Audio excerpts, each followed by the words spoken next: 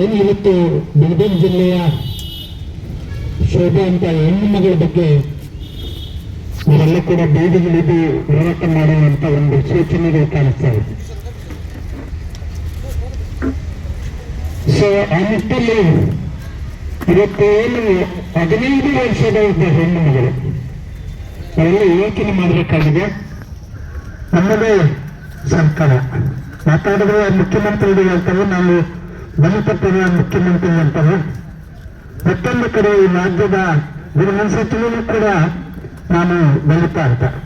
ಅವ್ರದ್ದೇ education institute ಮೇಲೆ ಇಡೀ ರೈಡ್ ಮಾಡಿದಾಗ ನಾವೆಲ್ಲ ಬೀದಿಗಿಳಿದು ಅವ್ರ ಹೋರಾಟ ಮಾಡಿದ್ವಿ. ಅದು ಕೂಡ ಇದೇ ಫ್ರೀಡಂ ಪಾರ್ಕಲ್ಲಿ ಇತ್ತೀಚೆಗೆ ಒಂದು 2 ತಿಂಗಳಿಂದ ನೋಡಿ. ಎಂತ ಒಂದು ದುರಂತ ಅಂದ್ರೆ ಸಚಿವರಿಗೆ ಸಮಸ್ಯೆ ಆದಾಗ ದಲಿತ ಸಂಘಟನೆಗಳು ಬೀದಿಗಿಳಿದು ಹೋರಾಟ ಮಾಡಬೇಕು.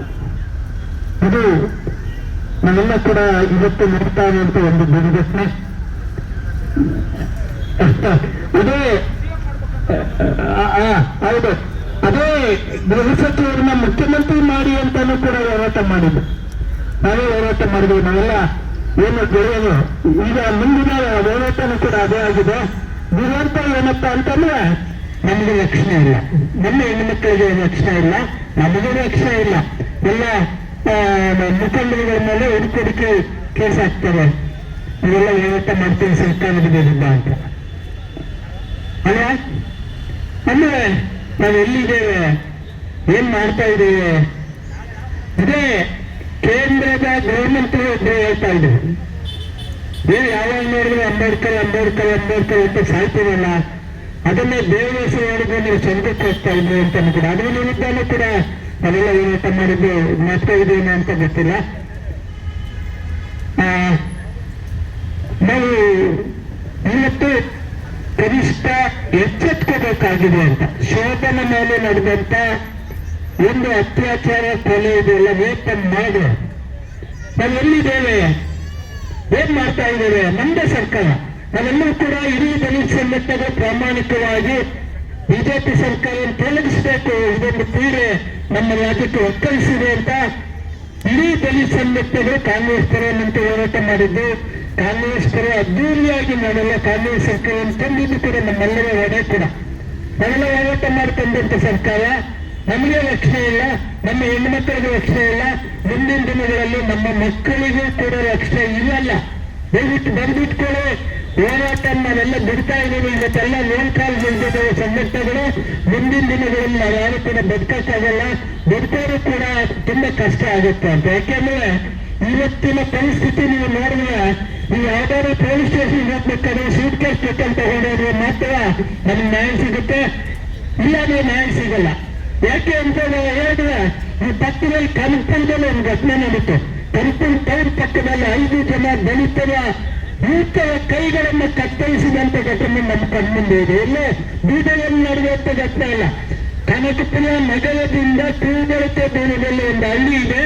ಆ ಹಳ್ಳಿಯಲ್ಲಿ 5 ಜನ ದಲಿತ ಯುವಕರ ಕೈಗಳ 2 ಕೈಗಳನ್ನ ಕತ್ತರಿಸಿದಂತ ಘಟನೆ. ಸುಮಾರು 2,000 ಜನ ನಾವು ಡಿಸಿ ಕಚೇರಿ ಮುಂದೆ ರಾಮನಗರದಲ್ಲಿ ಹೋರಾಟ ಮಾಡಿದ್ವಿ.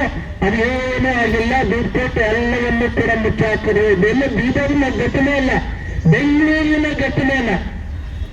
ನಾನು ಇತ್ತಾನೆ ವಯಸ್ ಗೋಮಾಳ್ಕರ್ ಅಂತ ನಮ್ಮ ಗೆಳೆಯೊಬ್ಬರಿಗೆ ಫೋನ್ ಹಾಕಿದ್ದೀವಿ. ಏನಾಯ್ತು ಸರ್ ಆ ಹೋರಾಟದಲ್ಲಿ ನಾವು ಕೂಡ ಇಲ್ಲಿ ಫ್ರೀಡಂ ಪಾರ್ಕಲ್ಲಿ ಇದ್ದೀವಿ ಅಂತ. ಇಲ್ಲಣ್ಣ ನಾವೆಲ್ಲ ಬರಬೇಕಾಗಿತ್ತು, ಬರೋಕ್ಕಾಗಲಿಲ್ಲ, ದಯಮಾಡಿ ನೀವೆಲ್ಲ ನಾಯಕರು ಈ ಕಾರ್ಯಕ್ರಮದಲ್ಲಿ ಭಾಗವಹಿಸಿದ್ರಲ್ಲ, ನಿಮಗೆ ನಿಜವಾಗೂ ಕೂಡ ಥ್ಯಾಂಕ್ಸ್ ಅಣ್ಣ. ದಯಮಾಡಿ ಅದನ್ನು ಒಂದು ಮಟ್ಟಕ್ಕೆ ತನ್ನಿ ನಾವು ಕೂಡ ದೊಡ್ಡ ಮಟ್ಟದಲ್ಲಿ ಅದನ್ನ ಒಂದು ವ್ಯವಸ್ಥಿತವಾದ ಒಂದು ಕಾರ್ಯಕ್ರಮ ರೂಪಿಸಿ ಏನೆಲ್ಲ ಮಾಡಬೇಕು ಮಾಡ್ತಾ ಇದ್ದೀವಿ ಅಂತ ಕೂಡ ಅರಿವು ಹೇಗಂತದ್ದು. ಅಷ್ಟೇ ಅಲ್ಲ, ಒಂದು ಕಾಲದಲ್ಲಿ ನಮ್ಮೇಲೇನೂ ಕೂಡ ಯಾವ ದಲಿತ ಸಂಘಟನೆಗಳ ಮುಖಂಡರು ಇದ್ದಾರೆ, ನಮ್ಮೇಲೇನೂ ಕೂಡ ಎಷ್ಟೋ ರೇಪ್ ಕೇಸ್, ಸುಳ್ಳು ರೇಪ್ ಕೇಸ್ಗಳು ಹಾಕಿದ್ರು. ಅವೆಲ್ಲವೂ ಕೂಡ ನೋಡ್ಬೇಕಂತ ಘಟನೆ. ಯಾಕೆಂದ್ರೆ ಒಬ್ಬ ಮುಖಂಡ ನಾಯಕನಾಗ್ಬೇಕಾದ್ರೆ ಅದೆಲ್ಲ ಕಲ್ಲು ರೇಟಿಗಳು ಬಿದ್ದರೇನೆ ನಾವೆಲ್ಲ ಕೂಡ ಆಗೋದು, ನಾವೆಲ್ಲ ಒಬ್ಬ ಸಾಗೋದಾಗೋದು. ಆ ನಿಟ್ಟಲ್ಲಿ ಇಂಥ ಘಟನೆಗಳು ನಡೀತಾನೆ ಇರ್ತಾರೆ. ನಾವು ಕನಿಷ್ಠ ನಮ್ಮ ಹೆಣ್ಣು ಮಗಳಿಗೆ ನಡೆದಿರುವಂತ ಒಂದು ಅನ್ಯಾಯನ ಈ ಕೂಡಲೇ ಸಂಬಂಧಪಟ್ಟ ಎಸ್ಪಿ ಆಗಿದ್ದಾವೆ ಅವ್ರನ್ನ ಸೇವೆಯಿಂದ ವಜಾ ಮಾಡಬೇಕು, ಸಾಧ್ಯವಾದರೆ ನಮ್ಮ ಗೃಹ ಸಚಿವರು ರಾಜೀನಾಮೆ ಕೊಡಬೇಕು ಅಂತಾನು ಕೂಡ. ಯಾಕೆಂದ್ರೆ ನಮ್ಮ ನಾಯಕರು ಯಾರು ಕೂಡ ಹೇಳಿಲ್ಲ ಅದನ್ನ. ನಮ್ಮದೇ ಮಂತ್ರಿ ಆತನ ಪರ ನಾವೇ ಹೋರಾಟ ಮಾಡಿದ್ದೇವೆ.